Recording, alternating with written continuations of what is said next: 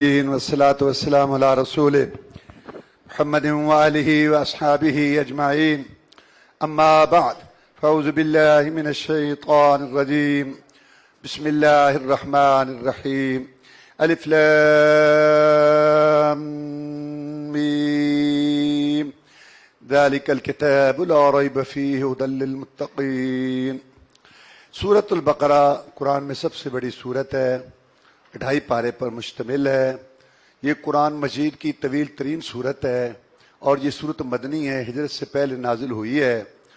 اس سورت کی بڑی فضیلت آئی ہے۔ جناب محمد الرسول اللہ صلی اللہ علیہ وسلم نے ارشاد فرمایا، ابو ہریرہ روایت کرتے ہیں رضی اللہ تعالیٰ عنہ، آپ نے فرمایا اقرأوا سورۃ البقرہ فإن الشیطان ینفر من البیت التی تقرأ فی سورۃ البقرہ۔ سورۃ بقرہ پڑھا کرو، شیطان اس گھر سے بھاگ جاتا ہے جس گھر میں سورہ بقرہ کی تلاوت ہو۔ جناب ابو امامہ باہلی رضی اللہ تعالیٰ روایت کرتے ہیں کہ رسول اللہ صلی اللہ علیہ وسلم نے فرمایا اقرأوا سورۃ البقرہ، سورۃ بقرہ پڑھا کرو، فإن أخذها برکہ، اس کا لینا برکت ہے، وإن ترکہ حسرہ، اور اس کا چھوڑنا حسرت اور افسوس ہے، افسوس کا باعث ہے، وَلَا تَسْتَطِيعُ الْبَطَلَ، جادوگر اس صورت کی تاب نہیں لا سکتے۔ ایک حدیث میں کہ رسول اللہ صلی اللہ علیہ وسلم نے فرمایا جس گھر میں 40 دن سورت بقرہ پڑھی جائے اس گھر سے شیاطین بھاگ جاتے ہیں۔ آج کل لوگوں کو بڑا مسئلہ ہے، یہاں کچھ ہے، یہاں کچھ ہے، ادھر چھینٹے پڑے تھے، ادھر شاں ہوئی تھی، ادھر آواز آئی تھی، یہاں کچھ ہے، یہاں کچھ ہے، تو ہر جگہ ہی کچھ نہ کچھ ہے۔ اگر ایسا آپ کو مسئلہ ہے تو آپ سورۃ بقرہ پڑھیں، 40 دن گھر کے اندر انشاءاللہ اس گھر سے شیاطین بھاگ جائیں گے۔ سورت کا نام البقرہ ہے، بقرہ کا معنی گائے، چونکہ اس میں بنی اسرائیل کا وہ قصہ ہے کہ بنی اسرائیل کے اندر ایک آدمی قتل ہو گیا تھا، تو اس کے اندر جھگڑا ہو گیا۔ اس قبیلے نے کہا کہ اس قبیلے والے نے ہمارا یہ آدمی قتل کیا ہے، قریب تھا کہ وہ لڑ پڑیں۔ تو اس وقت موسیٰ علیہ السلام کے پاس آئے کچھ لوگ اور انہوں نے آ کے کہا کہ آپ اللہ سے دعا کریں کہ اللہ تعالیٰ ہمارا یہ مسئلہ حل کر دے۔ تو وہ گائے کا قصہ آگے آئے گا۔ تو اس گائے کے قصے کی وجہ سے سورت کا نام سورۃ البقرہ ہے، یعنی وہ سورت جس کے اندر گائے کا قصہ مذکور ہوا ہے۔ اس سورت کے شروع میں اللہ تعالیٰ نے 3 گروہوں کا بیان کیا ہے۔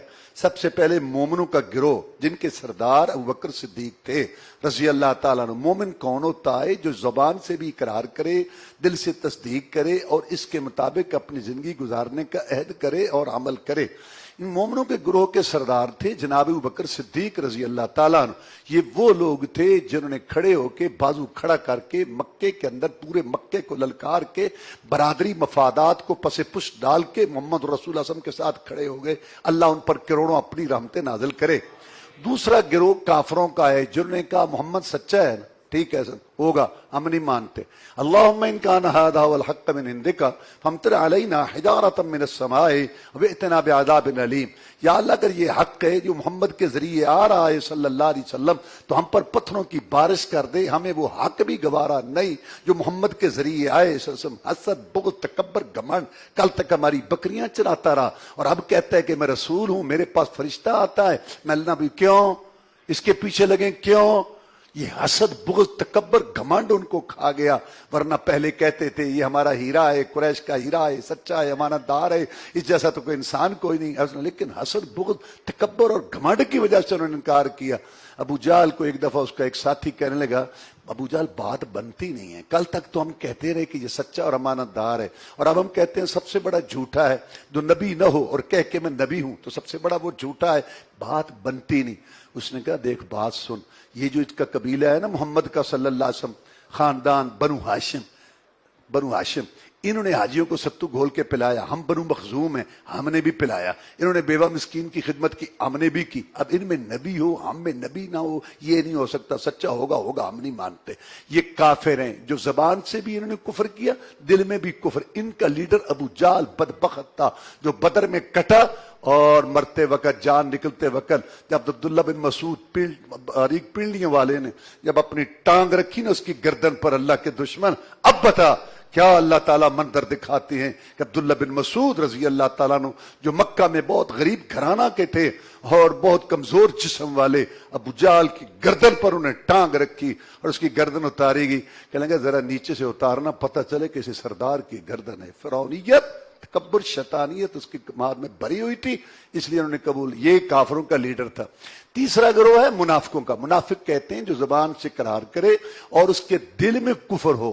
منافق یہ مدینہ میں آئے کیونکہ مدینہ میں مسلمانوں کا اقتدار قائم ہو گیا تھا. اور ان کا لیڈر کون تھا؟ عبداللہ بن ابی. ان کا تذکرہ اللہ تعالیٰ نے تفصیل سے کیا اور بتایا کہ یہ بے ایمان ہیں، دھوکے باز ہیں، مذاق کرتے ہیں، صحابہ کرام کو بے وقوف کہتے ہیں، اور پھر یہ لوگ جو ہیں مسلمانوں کے اندر شر اور فساد کو عام کرتے ہیں اور اپنے فساد والی راہ کو کہتے ہیں کہ ہم اصلاح کر رہے ہیں. ان کا لیڈر عبداللہ بن ابی تھا. کلمہ پڑھتا تھا، رسول اللہ صلی اللہ علیہ وسلم کے ساتھ جہاد کرتا تھا آپ کی کمان میں، اور آپ کے پیچھے نماز پڑھتا تھا. چونکہ دل میں کفر تھا، جب مرا تو اس کی نماز جنازہ رسول صلی اللہ علیہ وسلم نے پڑھائی، اس کے باوجود اللہ تعالیٰ نے اس کو معاف نہیں کیا. یہ تینوں گروہ پوری دنیا تقسیم کرو تو 3 گروہ بنتے ہیں نا، مومن، کافر، منافق. تو پوری دنیا کو اللہ نے اپنی عبادت کی دعوت دی. یا ایھا الناس اعبدوا ربکم الذی خلقکم والذین من قبلکم لعلکم تتقون الذی جعلکم الارض فراشا والسماء بناء وانزل من السماء ماء فاخرج به من الثمرات رزقا لکم فلا تجعلوا للہ اندادا وانتم تعلمون. یہ پہلا حکم ہے قرآن میں اور عبادت کا ہے کہ اے لوگو عبادت کرو اپنے پالنے والے کی، جس نے تمہیں پالا، تمہاری پرورش کی، تم رزق دیا اور تمہاری ضروریات کا خیال رکھا. جس نے تمہیں پیدا کیا، تمہارے بابے دادے پردادے کو بنایا، جس نے زمین آسمان کائنات کو بنایا، جو بارشیں برساتا ہے، جو تمہیں رزق دیتا ہے، جو سب کچھ یہ کرنے والا خالق ہے، مالک ہے، رازق ہے، عبادت کے لائق، سر و پکار کے لائق، بگڑی بنانے والا، مشکل کو شہادت روا بھی وہی ہے، جو خود مخلوق ہو، جو خود محتاج ہو پیدا ہونے میں، جو کھانے پینے میں اللہ کا محتاج ہو، جس کو اللہ تعالیٰ نے پیدا کیا تو دنیا میں آیا، جب تک تھا بچپن میں رکھا، جب تک تھا جوانی میں رکھا، جب چاہ بیمار رکھا، جب چاہ تندرست رکھا، جب چاہ غنی رکھا، جب چاہ فقیر رکھا، جب چاہ خوش رکھا، جب چاہ غمگین رکھا، جب چاہ جوان رکھا، جب چاہ بوڑھا کر دیا، جب چاہ زندہ رکھا، جب چاہ مار دیا. جو اتنا بے بس بے کس ہو، جو اتنا محتاج ہو، وہ مشکل کو شہادت روا داتا نہیں ہو سکتا. اللہ نے سب سے پہلے یہ بات یہاں سمجھائی. عبداللہ بن مسعود کہتے ہیں رضی اللہ تعالیٰ عنہ کہ رسول اللہ صلی اللہ علیہ وسلم سے پوچھا گیا ایو ذنب اکبر عند اللہ، جناب گناہ تو بڑے ہیں، پاپ تو بڑے ہیں، سب سے بڑا گناہ جرم بتاؤ. میں انتجعل للہ ندا خلقک، تو اللہ تبارک و تعالی جس نے تجھے پیدا کیا، دیکھنے سننے والا بنایا، قد کاٹ بنایا، اور تیرے پر اتنی نعمتیں احسانات کیے، اور جب تو جھکے تو کسی اور کے آگے، نظر نہ چڑھاوا دے تو کسی اور کے آگے، مانگے تو کسی اور سے. سب سے بڑا جرم، پاپ، اور سب سے بڑی بغیرتی، نمک حرامی میرے ساتھ بھی یہ ہے کہ جس نے تجھے پیدا کیا تو اس کو چھوڑ کر کسی اور کو سورے اور پکارے اور اس کے لیے نظر نیاز اور چڑھاوا دے. جناب اس کے بعد بڑا گناہ کیا ہے؟ فرمایا تو اپنی اولاد کو قتل کرے اس وجہ سے کہ یہ بڑے ہوں گے، زیادہ ہوں گے تو کھائیں گے. اللہ فرماتے ہیں نحن نرزقکم، تمہیں بھی ہم رزق دیتے ہیں، ان کو بھی ہم رزق دیتے ہیں. منہ ایک ہے کھانے والا، ہاتھ 2 ہیں کمانے والے. تو رازق ہے جس نے پیدا کیا، 4 ماہ کے ماں کے پیٹ میں ہوتا ہے، اس وقت اس کا رزق لکھ دیا جاتا ہے، تو نے اس کو رزق دینا ہے. سو اس وجہ سے اولاد کو کنٹرول کرنا اور اولاد کا راستہ روکنا، اور یہ جو ساری خاندان منصوبہ بندی، اس کا کیا مطلب ہے کہ آبادی کم ہو، بے حیائی عام ہو، بدکاری عام ہو، فحشی عام ہو، کہ فحشی بدکاری چلتی رہے، اور جو ہے یہ اولاد کا سلسلہ بھی نہ ہو. یہ رب کی بغاوت ہے اور یہ شیطان. اسی وجہ سے اللہ تعالیٰ ناراض ہے. یہ فیکٹری بند ہے، کیوں جی؟ برائے مرمت. فیکٹری بند ہے برائے مرمت، اور اب دنیا بند ہے برائے مرمت. دنیا بند ہے برائے مرمت. کہتے تھے میرے پاس ٹائم نہیں، بڑے بڑے بادشاہ، بڑے بڑے وزیر اور بڑے بڑے فنکار، بڑے بڑے وقت سب کو اللہ نے بے بس بے کس کے رکھ دیا. یہ سمجھتے تھے دنیا ہم نے اٹھائی ہوئی ہے، دنیا ہم چلا رہے ہیں، ہم کر رہے ہیں. اللہ اکبر، اللہ سب سے بڑا ہے. اللہ نے سب کو جام کر کے رکھ دیا بتانے کے لیے کہ میں نے تمہیں علم دیا تھا، ترقی دی تھی، ٹیکنالوجی دی تھی، سارا کوئی، تو مجھے بھول ہی گئے. لو ہلو. تو اللہ تعالیٰ کی بڑی طاقتیں ہیں. نہ ڈر جاؤ اس کے تحمل پر، نہ جاؤ اس کے تحمل پر. کہ بے ڈھب ہے گرفت اس کی، ڈر اس کی دیر گیری سے کہ ہے سخت انتقام اس کا، ان بطش ربک لشدید۔ جب اللہ پکڑتا ہے، رگڑا دیتا ہے تو اللہ فرماتے ہیں حل تحس منہ من احد وتسمع رکضا، جب ہم نے کسی کو پکڑا تو تم نے دیکھا کہ کوئی وہاں پھر پھڑکا یا کسی کی کوئی آواز آئی، سسری کی طرح ہم نے طیب کر دی، سلا دیا۔ اور پھر اللہ فرماتے ہیں ولا یخاف عقباہا، جب ہم رگڑا دے دیتے ہیں اتنی طاقتوں والا ہے کہ اس کو پھر یہ بھی ڈر نہیں ہوتا کہ اس کے ریئیکشن رد عمل کیا ہوگا، جو چاہتا ہے کرتا ہے، جب چاہتا ہے جیسے چاہتا ہے کرتا ہے۔ اللہ نے اپنی طاقت اور کبریائی اور عظمت جو ہے وہ بتائی۔ تو دوسری بات یہ ہے، دوسرے نمبر پر گناہ یہ ہے کہ تو اولاد کو قتل کرے خود رازق بننے کے لیے۔ اور تیسری دفعہ اس نے پوچھا کہ جناب پھر کون سا گناہ ہے؟ پڑوسی کی بیوی سے زنا کرنا۔ ویسے زنا بہت برا ہے، پڑوسی کی بیوی سے، کیونکہ یہاں وہ امن میں ہے، وہ بے خوف ہے، اس کو ڈر خطرہ نہیں۔ تیسرے نمبر پر یہ گناہ ہے۔ اس کے بعد اللہ تعالیٰ نے رسول اللہ صلی اللہ علیہ وسلم کی رسالت کا بیان کیا، ان کنتم فی ریب مما نزلنا علی عبدنا فأتوا بسورۃ من مثلہ وادعوا شہداءکم من دون اللہ ان کنتم صادقین۔ اگر تمہیں شک ہے جو ہم نے نازل کیا اپنے بندے پر، یہ قرآن اللہ کا کلام نہیں ہے، محمد خود بناتا ہے صلی اللہ علیہ وسلم، تو پھر یہ الف با تا تھا جیم ہا خا دال دال را زا جن سے بنا ہوا کلام محمد پیش کرتا ہے تمہارے سامنے، انہی حروف سے بنا ہوا ہے۔ یہ گھوڑا اور یہ گھوڑے کا میدان، کہتا ہے میں بڑا شاہ سوار ہوں، تو پھر گھوڑا ہے، میدان ہے، بگا کے دکھا، ہم بھی یہ بنا سکتے ہیں۔ تو اللہ نے فرمایا اگر یہ کلام اللہ کا نہیں ہے تو پھر تم سارے فصیح بلیغ خطیب شعراء، کلام کے نشیب و فراز جاننے والے، فصاحت بلاغت والے، عربی دان، آؤ ایک صورت اس قرآن جیسی بنا لاؤ۔ اور آگے اللہ نے فرمایا تم قیامت تک نہیں بنا سکتے۔ سارے نبی رسول چلے گئے، ان کے معجزے بھی چلے گئے، ہمارے پیغمبر چلے گئے، لیکن ہمارے پیغمبر کا معجزہ قرآن مجید آب و تاب شان و شوکت کے ساتھ پوری دنیا کے سامنے موجود ہے۔ بڑی دنیا کے اندر ترقی، یونیورسٹیاں، پی ایچ ڈی، بڑے اسکالر ہیں، اور بہت زیادہ دنیا کے اندر دماغ اور ذہانت ہے، سب کچھ ہے، لیکن قرآن کا چیلنج آج بھی موجود ہے، ایک صورت بھی کوئی نہیں بنا سکتا۔ توحید رسالت کے بعد پھر اللہ تعالیٰ نے بتایا کہ اگر اچھے کام کرو گے تو پھر جنت ملے گی۔ وبشر الذین آمنوا وعملوا الصالحات، خوشخبری دے دے ان لوگوں کو جو ایمان لائے اور اچھے عمل کیے۔ ایمان کے بعد اچھا عمل، اچھا عمل وہ ہے جس میں دو شرطیں ہوں۔ پہلی بات کہ ایک اللہ کو راضی کرنے کے لیے عمل کیا جائے۔ اگر اللہ کے علاوہ نبی، رسول، پیر، پیغمبر، ولی، جن، فرشتہ، گدی، درگاہ، آستانے والا، زندہ، مردہ، کلندر، سائیں، برادری، علاقے، مارکیٹ کو راضی کرنے کے لیے کیا جائے، رک چاری کو، مجبوری کو، رسم کو، رواج کو، ہماری جو مرضی کو کرو کرو، جو کرنا ہے کرو، لیکن تم نیک عمل نہیں کر سکتے۔ یہ کیا بات ہے؟ خوش اپنی مارکیٹ کو کرو، خوش گلی کو کرو، محلے کو کرو، خوش دادی کو کرو، نانی کرو، بابے کی روایت پوری کرو اور اللہ تعالیٰ تمہیں ثواب دے گا۔ یہ کیسے ہو سکتا ہے؟ میں عمل نیک کی پہلی شرط یہ ہے کہ وہ کام صرف ایک اللہ کے لیے، اور نمبر دو اس کو اللہ نے نیک عمل کہا ہو، رسول نے اس کو عمل نیک کہا ہو، یعنی قرآن اور حدیث کے مطابق ہو۔ یہ دو شرطیں نہ ہوں، جن میں سے ایک نہ ہو، کوئی عمل نیک نہیں ہو سکتا۔ میں ان کے لیے پھر جنت ہے، جنت جس کے نیچے نہریں ہیں اور اس کے اندر دودھ، شراب، شہد کی نہریں، مشک، کافور کا گارا، زعفران کی مٹی، رف رف کے راکٹ، اور سب سے بڑھ کر اللہ کا دیدار اور زیارت، ہمیشہ رہنے والی جوانی، مہمانی، اور پھر ہمیشہ رہنے والی زندگی۔ ایسی جنت جس کے اندر اللہ نے ایسی حوریں پیدا کی ہیں، ان کا لباس اتنا قیمتی ہے کہ حور کے ایک دوپٹے کی قیمت ساری دنیا کا سونا، چاندی، ہیرے، موتی، جواہرات، تاج و تخت اس کا مقابلہ نہیں کر سکتے۔ اور اگر وہ حور دنیا میں جھانک دے، زمین سے لے کر آسمان تک روشنی ہو جائے اور خوشبو پھیل جائے، اس کے لیے بھاگو، اس کے لیے محنت کرو اور اس کے لیے کوشش کرو، رمضان میں فائدہ اٹھاؤ۔ اور آگے اللہ نے جہنم کا ذکر کیا، جس کی آگ اس آگ سے 70 گنا زیادہ ہے، نزاعۃ للشوا، جس کا ایک شعلہ سر چہرے کی کھال کو دھیڑ کے رکھ دے گا، اور جس کے اندر پسینہ خون بہے گا، کچلو پینے کے لیے اور کھانے کے لیے تھور کا درخت ہوگا، اور جو حلق میں وہ اٹکے گا وہ تھور کا درخت، پینے کے لیے کچلو اور کھولتا ہوا پانی، جس سے آنتیں وغیرہ سارے جسم کے کٹ کے باہر آ جائیں گی، اور پکاریں گے ہائے وے یا اللہ یا اللہ۔ وہ اللہ جو عثمان دنیا پر آ کر پچھلی رات آوازیں دیتا ہے، مجھ سے ہے کوئی مانگنے والا، ہے کوئی رجوع کرنے والا، وہ اللہ جب جہنمی روئیں گے، چیخے چلائیں گے، اللہ جواب ہی نہیں دے گا، بڑی دیر کے بعد جواب دے گا، اخسؤ فیہا، دفع ہو جاؤ، ولا تکلمون، میرے ساتھ کلام نہ کرو۔ جرم تمہارا کیا تھا کہ میرا ایک بندوں کا گروہ مجھے پوچھتا اور مجھ کو پکارتا تھا، تم اس کا مذاق اڑاتے تھے، تان و تشنیع کرتے تھے، تم ان پر دروغے بھیجے گئے تھے، لہذا یہاں جلو، اب میں نے تمہاری کوئی بات نہیں سننی۔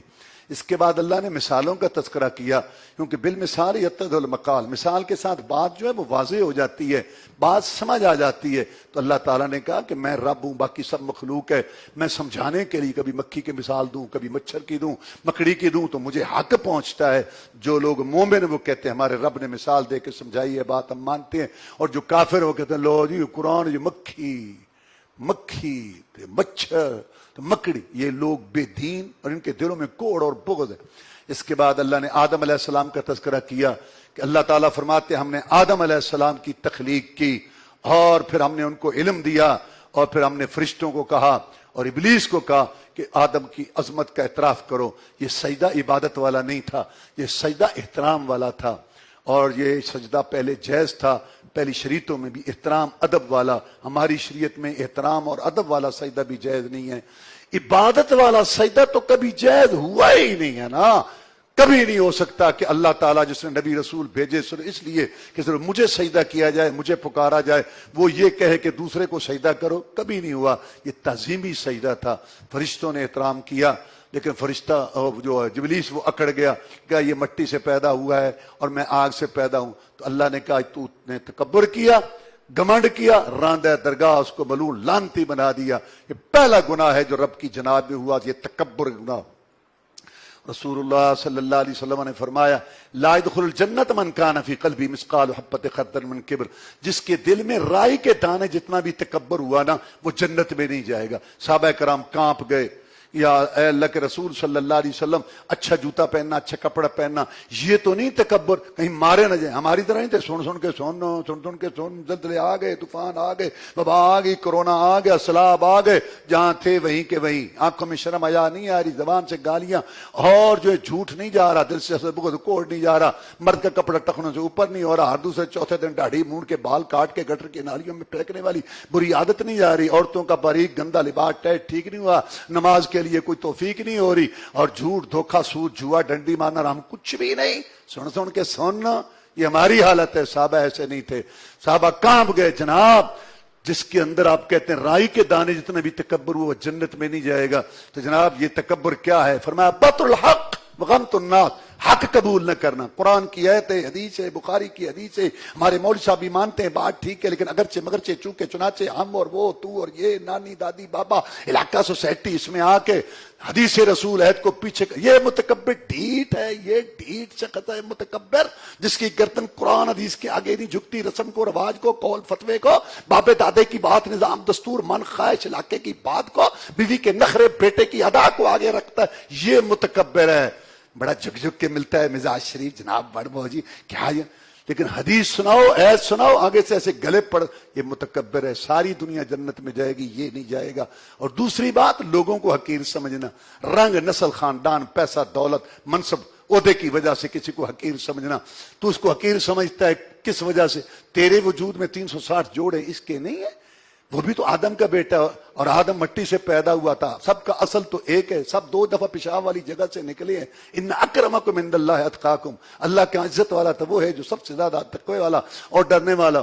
جو مرتبے بلال کو ملے رضی اللہ تعالیٰ عنہ کہ اس کے پاؤں کی آواز جنت میں سنائی دیتی تھی، اور وہ مؤذن رسول تھا، اور جس کو عمر فخر سے جھوم کے کہتا تھا آتک سیدنا ابو بکر، سیدنا بلال، ہمارے سردار ابو بکر نے بلال سردار کو آزاد کیا، اور سکا چچا تبت یدا ابی لہب وتب، تباہ ہو جائے ابو لہب، اور تباہ ہو گیا۔ لعنتیں پڑ رہی ہیں اس پر، قیامت تک لوگ لعنتیں ڈالتے رہیں گے ابو لہب پر، اور اللہ ایک ایک گھر پہ 10 نیکیاں دیتا جائے گا۔ تو یہ تکبر اور گھمنڈ یہ شیطان کو لے کے بیٹھ گیا، یہ سب سے پہلا گناہ تھا۔ اور فرمایا جس کے دل میں رائی کا دانہ تو تول میں بھی نہیں آتا، رائی کے دانے جتنا بھی تکبر جس کے دل میں ہوا وہ جنت میں نہیں جائے گا۔ کس نے فتویٰ دیا؟ جس کے اشاروں سے جنت کے دروازے کھلنے، محمد رسول اللہ۔ اور جو لوگوں کو حقیر سمجھتا ہے، بات کرتا ہے گھر میں کھانے کے لیے دانے نہیں ہے، پہلے اپنا مکان تو ہوئے، جوتی ٹوٹی ہوئی ہے، بات کرتا ہے اس کا جوتی سے یار کیا تعلق ہے یار، بات کرنے دو اس کو یار، اس کا پیسے سے کیا تعلق ہے یار، اگر تیرے پاس ہے آج اس کے پاس نہیں، ضروری تو نہیں کہ تیرے پاس کل بھی رہے اور اس کے پاس کل بھی نہ ہو۔